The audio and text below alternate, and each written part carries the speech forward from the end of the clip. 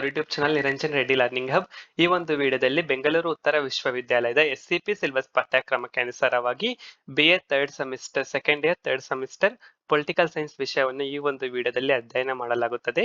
ಇದರಲ್ಲಿ western and Indian political thought ಎಂಬ paper title ಇದ್ದು, ಅಂದರೆ ಪಾಶ್ಚಿಮಾತ್ಯ ಮತ್ತು ಭಾರತೀಯ ರಾಜಕೀಯ ಚಿಂತನೆ ಎಂಬ ಪೇಪರ್ ಟೈಟಲ್ ಇದ್ದು, ಅದರಲ್ಲಿ ಅಧ್ಯಾಯ 1 ಪ್ರಾಚೀನ ಗ್ರೀಕ್ನ ರಾಜಕೀಯ ಚಿಂತನೆ, ಏನ್ಷಿಯಂಟ್ ಗ್ರೀಕ್ ಪೊಲಿಟಿಕಲ್ ಥಾಟ್, ಈ ಒಂದು ಚಾಪ್ಟರ್ ಬಗ್ಗೆ ಈ ಒಂದು ವಿಡಿಯೋದಲ್ಲಿ ಅಧ್ಯಯನ ಮಾಡಲಾಗುತ್ತದೆ.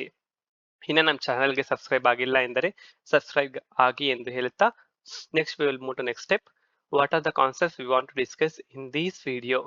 ಅಂದ್ರೆ ನಾವು ಈ ಒಂದು ವಿಡಿಯೋದಲ್ಲಿ ಯಾವ ವಿಷಯಗಳನ್ನೆಲ್ಲ ಅಧ್ಯಯನ ಮಾಡುತ್ತೇವೆ ಎಂಬುದನ್ನು ಇಲ್ಲಿ ಕಾಣಬಹುದು. ನಾವು ಪಾಶ್ಚಿಮಾತ್ಯ ಮತ್ತು ರಾಜಕೀಯ ಚಿಂತನೆಯ ಅಧ್ಯಾಯ 1 ಆಗಿರುವಂತಹ ಪ್ರಾಚೀನ ಗ್ರೀಕ್ನ ಚಿಂತನೆ, ಈ ಒಂದು ಅಧ್ಯಾಯದಲ್ಲಿ ಪ್ಲೇಟೋರವರ ಆದರ್ಶ ರಾಜ್ಯ ಸಿದ್ಧಾಂತವನ್ನು ಈ ಒಂದು ವಿಡಿಯೋದಲ್ಲಿ ಅಧ್ಯಯನ ಮಾಡಲಾಗುತ್ತದೆ. ಪ್ಲೇಟೋರವರ ಆದರ್ಶ ರಾಜ್ಯ ಸಿದ್ಧಾಂತದ ಪೀಠಿಕೆ, ಅದರ ಅರ್ಥ, ಅದರ ಹಂತಗಳು, ಅಂದರೆ ಅದರಲ್ಲಿ 3 ವಿಧಗಳಿದ್ದು ಆ 3 ವಿಧಗಳು ಮತ್ತು ಅದರ ಆದರ್ಶ ರಾಜ್ಯದ ಲಕ್ಷಣಗಳನ್ನು ಈ ಒಂದು ವಿಡಿಯೋದಲ್ಲಿ ಅಧ್ಯಯನ ಮಾಡಲಾಗುತ್ತದೆ. ಇಂತಹ ಪರೀಕ್ಷೆಗೆ ಮುಖ್ಯವಾದ ಪ್ರಶ್ನೆಗಳು ಹಾಗೂ ಅದಕ್ಕೆ ಉತ್ತರಗಳನ್ನು ಪಡೆಯಲು, ಈ ರೀತಿ ಸುಲಭ ವಿಷಯಗಳನ್ನು ಪಡೆಯಲು ನಮ್ಮ ಚಾನಲ್ ಅನ್ನು ಸಬ್ಸ್ಕ್ರೈಬ್ ಮಾಡಿ. ನಮ್ಮ ಚಾನಲ್ ನಲ್ಲಿ ಎಲ್ಲ BA ಸಂಬಂಧಿಸಿದ ವಿಷಯಗಳಾದ ರಾಜ್ಯಶಾಸ್ತ್ರ, ಅರ್ಥಶಾಸ್ತ್ರ, ಇನ್ನು ಸಮಾಜಶಾಸ್ತ್ರ ಮುಂತಾದ ವಿಷಯಗಳಲ್ಲಿ ನಮ್ಮ ಒಂದು ವಿಡಿಯೋದಲ್ಲಿ ಯೂಟ್ಯೂಬ್ ಚಾನಲ್ ನಲ್ಲಿ ಅಧ್ಯಯನ ಮಾಡಲಾಗುತ್ತದೆ. ಇದನ್ನು ಪಡೆಯಲು ನಮ್ಮ ಚಾನಲ್ ಅನ್ನು ಸಬ್ಸ್ಕ್ರೈಬ್ ಮಾಡಿ. Next will move to next step. Plato's ideal state, ಅಂದರೆ ಪ್ಲೇಟೋರವರ ಆದರ್ಶ ರಾಜ್ಯ ಸಿದ್ಧಾಂತ. ಅಂದ್ರೆ ಪ್ಲೇಟೋರವರು ಪ್ರಾಚೀನ ಗ್ರೀಕ್ನ ರಾಜಕೀಯ ಚಿಂತಕರಲ್ಲಿ ಪ್ರಮುಖರಾಗಿದ್ದಾರೆ. ಇವರು ಸಾಕ್ರೆಟಿಸ್ ರವರ ಶಿಷ್ಯರಾಗಿದ್ದಾರೆ.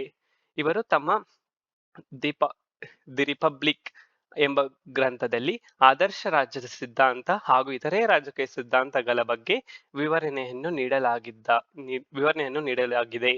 ಇವರು ತಮ್ಮ ಆದರ್ಶ ರಾಜ್ಯ ಸಿದ್ಧಾಂತ, ಅಂದರೆ ರಾಜ್ಯಗಳು ಯಾವ ರೀತಿ ಇದ್ದರೆ ಉತ್ತಮ ಎಂಬ ಉದ್ದೇಶದಿಂದ ಆದರ್ಶ ರಾಜ್ಯ ಸಿದ್ಧಾಂತವನ್ನು ತಮ್ಮ ರಿಪಬ್ಲಿಕ್ ಕೃತಿಯಲ್ಲಿ ವಿವರಣೆಗಳನ್ನು ನೀಡಿದ್ದಾರೆ.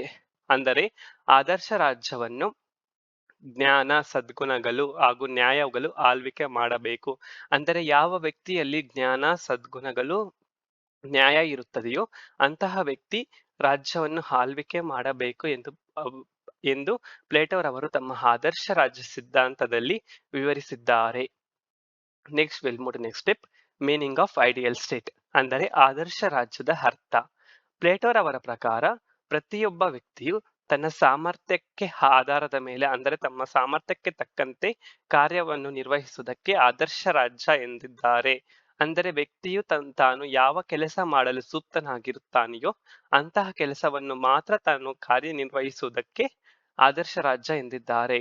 ಇಲ್ಲಿ ಒಬ್ಬ ವ್ಯಕ್ತಿ ಇನ್ನೊಬ್ಬ ವ್ಯಕ್ತಿಯ ಕಾರ್ಯದಲ್ಲಿ ಹಸ್ತಕ್ಷೇಪ ಮಾಡಬಾರದು ಎಂದು ಪ್ಲೇಟೋ ಅವರು ಹೇಳಿದ್ದಾರೆ.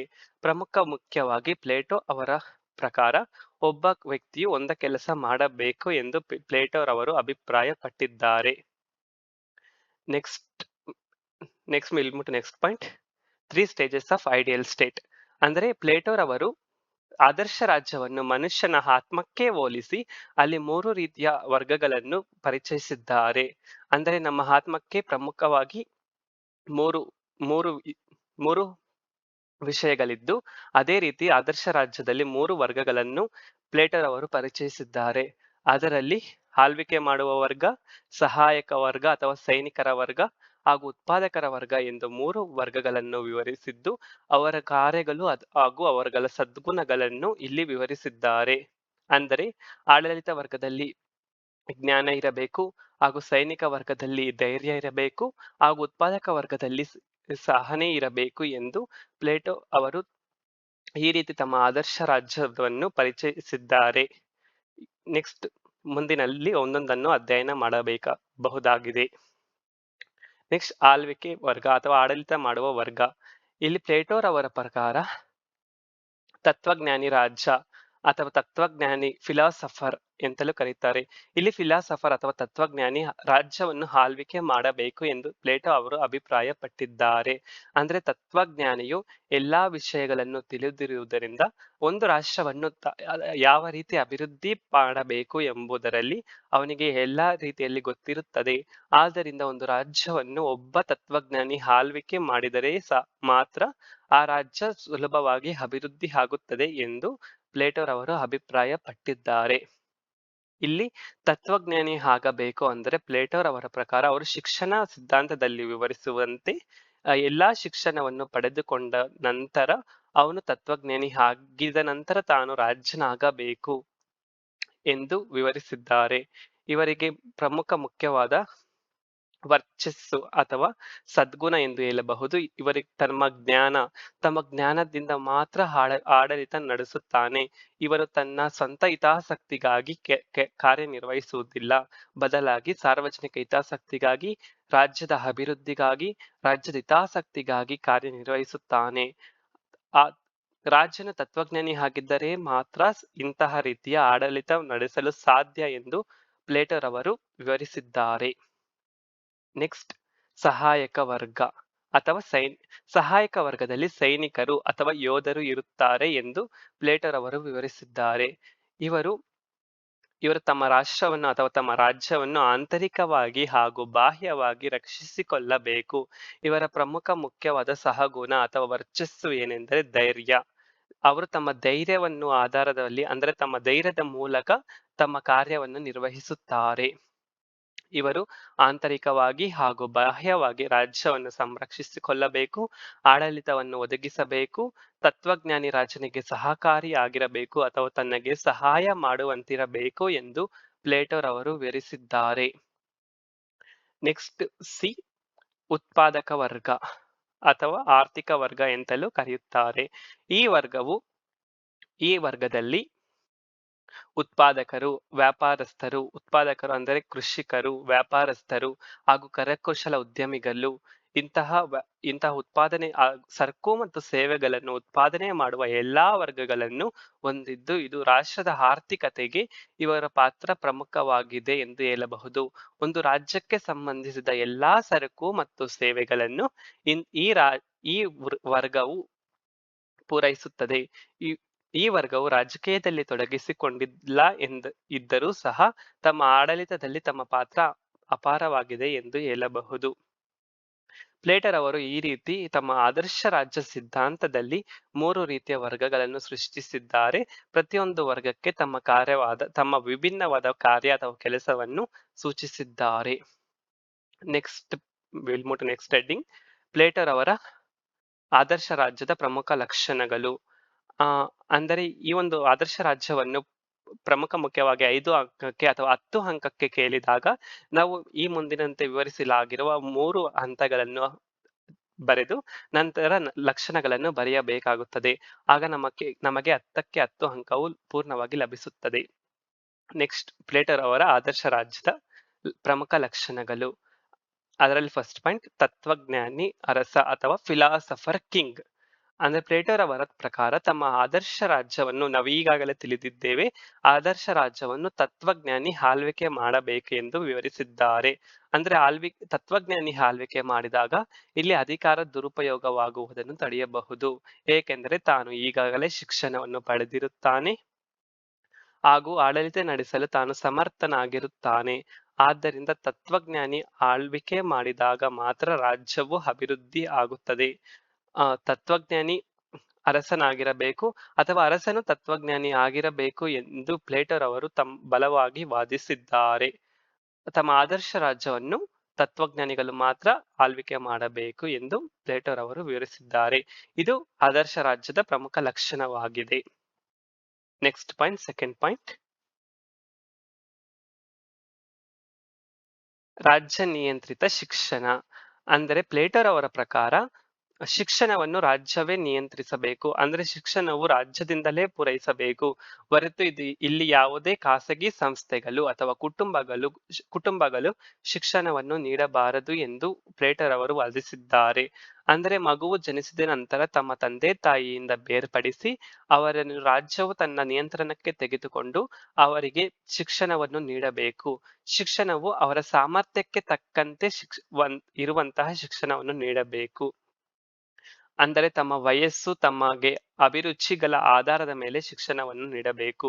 ಅಂದರೆ ಯಾವ ಹಂತದ ವಯಸ್ಸಿನವರಿಗೆ ಯಾವ ರೀತಿ ಶಿಕ್ಷಣವನ್ನು ನೀಡಬೇಕು ಎಂಬುದನ್ನು ರಾಜ್ಯವು ನಿರ್ಧರಿಸುತ್ತದೆ. ಇದಕ್ಕೆ ಸಂಬಂಧಿಸಿದ ಇದಕ್ಕೆ ಸಂಬಂಧಿಸಿದಂತೆ ಪ್ಲೇಟರ್ ಅವರ ಶಿಕ್ಷಣ ಸಿದ್ಧಾಂತವನ್ನು ಮುಂದಿನ ವಿಡಿಯೋಗಳಲ್ಲಿ ನಮ್ಮ ಯೂಟ್ಯೂಬ್ ಚಾನಲ್ ಅಲ್ಲಿ ಅಪ್ಲೋಡ್ ಮಾಡಬಹುದಾಗಿದೆ. ಅದನ್ನು ಅದನ್ನು ಕೂಡ ನೋಡಬಹುದು. ಅಲ್ಲಿ ತುಂಬಾ ಸವಿವರವಾಗಿ ಅಧ್ಯಯನ ಮಾಡಲಾಗಿದೆ. ಅಂದ್ರೆ ತಮ್ಮ ವಯಸ್ಸು ಹಾಗೂ ತಮಗೆ ಅರ್ಹತೆಗೆ ತಕ್ಕಂತೆ ಶಿಕ್ಷಣವನ್ನು ನೀಡಬೇಕು.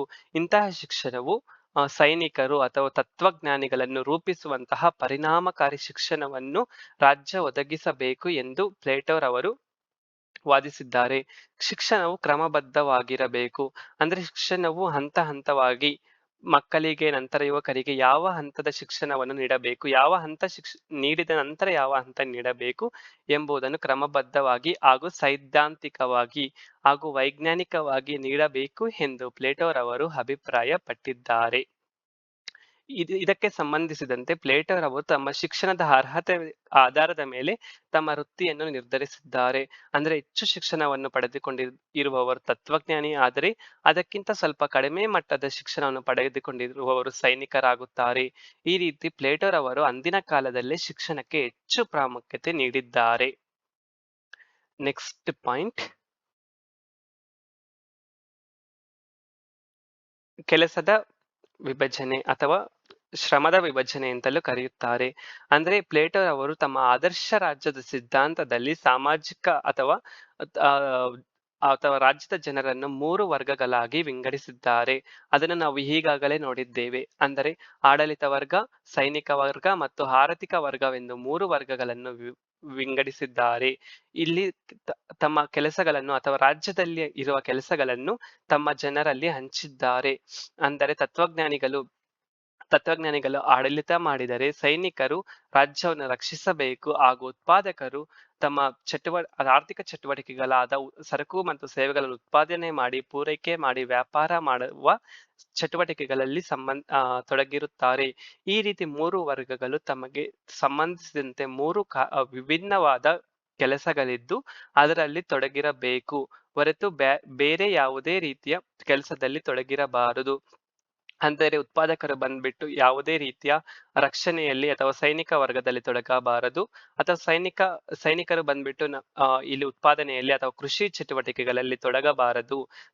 ತಮ್ಮ ಅರ್ಹತೆ ಹಾಗೂ ತಮಗೆ ಯೋಗ್ಯತೆಗೆ ಆಧಾರದ ಮೇಲೆ ವ್ಯಕ್ತಿಗೆ ಯಾವ ಕೆಲಸ ಸೂಕ್ತ ಎಂದು ಹೇಳುತ್ತಾರೆಯೋ ಅಂತಹ ಕೆಲಸದಲ್ಲಿ ಮಾತ್ರ ವ್ಯಕ್ತಿ ತೊಡಗಿರಬೇಕು ಎಂದು ಪ್ಲೇಟೋರ್ ಅವರು ವಾದಿಸಿದ್ದಾರೆ. ಇದನ್ನೇ ಪ್ಲೇಟೋರ್ ಅವರು ನ್ಯಾಯ ಎಂತಲೂ ಕರೆದಿದ್ದಾರೆ. ನೆಕ್ಸ್ಟ್ ಪಾಯಿಂಟ್, ಆಸ್ತಿ ಮತ್ತು ಕೌಟುಂಬಿಕ ಸಮತಾವಾದ. ಅಂದ್ರೆ ಪ್ಲೇಟೋರ್ ಅವರು ಆಸ್ತಿ ಮತ್ತು ಕುಟುಂಬಗಳಿಗೆ ಸಂಬಂಧಿಸಿದಂತೆ ಸಮತಾವಾದವನ್ನು ವಿವರಿಸಿದ್ದಾರೆ. ಅಂದ್ರೆ ಸೈನಿಕರು ಹಾಗೂ ತತ್ವಜ್ಞಾನಿ ರಾಜ್ಯರು ಯಾವುದೇ ರೀತಿಯ ಖಾಸಗಿ ಆಸ್ತಿ ಮತ್ತು ಕುಟುಂಬಗಳನ್ನು ಹೊಂದಿರಬಾರದು. ಒಂದು ವೇಳೆ ಹೊಂದಿದ್ದರೆ ಅವರು ತಮ್ಮ ಸ್ವಂತ ಹಿತಾಸಕ್ತಿಗಾಗಿ ಕೆಲಸ ಮಾಡುತ್ತಾರೆ ಎಂದು ವಾದಿಸಿದ್ದಾರೆ. ಇದರಲ್ಲಿ ಸಬ್ ಪಾಯಿಂಟ್ ಎ, ಆಸ್ತಿಯ ಸಮತಾವಾದ. ಅಂದರೆ ಸೈನಿಕರು ಮತ್ತು ತತ್ವಜ್ಞಾನಿಗಳು ಯಾವುದೇ ರೀತಿಯ ಸ್ವಂತ ಆಸ್ತಿ ಅಥವಾ ಖಾಸಗಿ ಆಸ್ತಿಯನ್ನು ಹೊಂದಿರಬಾರದು. ಯಾವುದೇ ರೀತಿಯ ನೆಲ, ಚಿನ್ನ, ಬಂಗಾರ ಇಂಥ ಮುಂತಾದ ಅಮೂಲ್ಯವಾದ ಆಸ್ತಿಯನ್ನು ಹೊಂದಿರಬಾರದು. ಒಂದು ವೇಳೆ ಹೊಂದಲು ಅವಕಾಶವಿದ್ದರೆ ತಮ್ಮ ಅಧಿಕಾರವನ್ನು ದುರುಪಯೋಗ ಪಡಿಸಿಕೊಂಡು ಅವರು ತಮ್ಮ ಸ್ವಂತ ಹಿತಾಸಕ್ತಿಗಾಗಿ ಅಥವಾ ಆಸ್ತಿಯನ್ನು ಸಂರಕ್ಷಿಸಿಕೊಳ್ಳಲು ಭ್ರಷ್ಟಾಚಾರದಲ್ಲಿ ತೊಡಗಬಹುದು. ಆದ್ದರಿಂದ ಅವರಿಗೆ ಸ್ವಂತ ಆಸ್ತಿಗೆ ಅವಕಾಶ ನೀಡಿರುವುದಿಲ್ಲ. ಅವರಿಗೆ ಸ್ವಂತ ಆಸ್ತಿಯನ್ನು ನೀಡದೇ ಇರುವುದರಿಂದ ಅವರು ತಾವು ಮುಕ್ತವಾಗಿ ಅಥವಾ ಯಾವುದೇ ರೀತಿಯ ಮೋಸವಿಲ್ಲದೆ ತಮ್ಮ ಕಾರ್ಯದಲ್ಲಿ ತೊಡಗಿರುತ್ತಾರೆ. ನೆಕ್ಸ್ಟ್, ಕೌಟುಂಬಿಕ ಸಮತಾವಾದ. ಕೌಟುಂಬಿಕ ಸಮತಾವಾದ ಅಂದ್ರೆ ಸೈನಿಕರಿಗೆ ಹಾಗೂ ತತ್ವಜ್ಞಾನಿಗಳಿಗೆ ಕುಟುಂಬಗಳು ಅಥವಾ ಖಾಸಗಿ ತಮ್ಮ ಕುಟುಂಬದಲ್ಲಿ ಜೀವಿಸುವ ಅಧಿಕಾರ ಇರುವುದಿಲ್ಲ. ಅವರು ತಮ್ಮ ರಾಜ್ಯದಲ್ಲೇ ಅಥವಾ ರಾಜ್ಯದ ಸಂರಕ್ಷಣೆಯಲ್ಲೇ ಜೀವಿಸಬೇಕು. ಒಂದು ವೇಳೆ ಸ್ವಂತ ಕುಟುಂಬಗಳಿದ್ದರೆ ತಾವು ತಮ್ಮ ಕುಟುಂಬಗಳಿಗೆ ಹೆಚ್ಚು ಪ್ರಾಮುಖ್ಯತೆ ನೀಡಬಹುದು, ತಮ್ಮ ಮಕ್ಕಳಿಗೆ ಹೆಚ್ಚು ಪ್ರಾಮುಖ್ಯತೆ ನೀಡಬಹುದು. ಆ ಆ ಉದ್ದೇಶದಿಂದ ಸಾರ್ವಜನಿಕ ಹಿತಾಸಕ್ತಿಯನ್ನು ರಕ್ಷಿಸಿಕೊಳ್ಳುವುದರಲ್ಲಿ ವಿಫಲರಾಗಬಹುದು. ಆದ್ದರಿಂದ ಕುಟುಂಬಗಳಲ್ಲಿ ಹೊಂದುವ ಹಕ್ಕಿಲ್ಲ ಎಂದು ಹಕ್ಕಿರಬಾರದು ಎಂದು ಪ್ಲೇಟೋರವರು ವಾದಿಸಿದ್ದಾರೆ. ನೆಕ್ಸ್ಟ್ ಪಾಯಿಂಟ್, ಜಸ್ಟಿಸ್, ನ್ಯಾಯ.